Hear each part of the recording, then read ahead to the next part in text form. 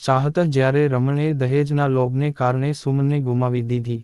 સવારે ઓફિસમાં પ્રવેશતાની સાથે જ રમણે ચીસ પાડીને કહ્યું કે આજે સાંજે તેમના ઘરે તેમના પુત્રની સગાઈની પાર્ટી છે.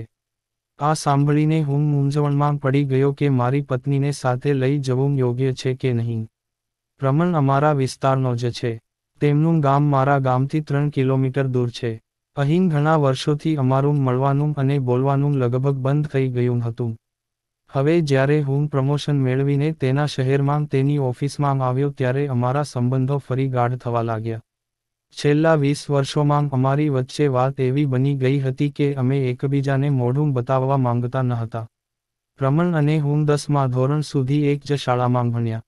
સ્વાભાવિક હતું કે અમારે એક જ કોલેજમાં એડમિશન લેવું પડ્યું, કારણ કે 30 માઇલની ત્રિજ્યામાં બીજી કોઈ કોલેજ નહોતી. અમે બંને રોજ બસમાં શહેરમાં જતા. રામન અમારા અઘોષિત રિંગ લીડર હતા. તે અમારા કરતાં વધુ હિંમતવાન, સ્પષ્ટવક્તા અને સરળતાથી ગળે લગાવી શકતો છોકરો હતો, પરંતુ તેનું શરીર મજબૂત હતું અને તેનો રંગ ખૂબ જ ગોરો હતો. મને નાનપણથી જ વાર્તાઓ અને કવિતાઓ લખવાનો શોખ હતો. રસપ્રદ વાત એ હતી કે રમણ પણ સુમન જે છોકરી તરફ આકર્ષાયો હતો તેના પ્રેમમાં પડવા લાગ્યો હતો. સુમન અમારા ક્લાસની સૌથી સુંદર છોકરી હતી.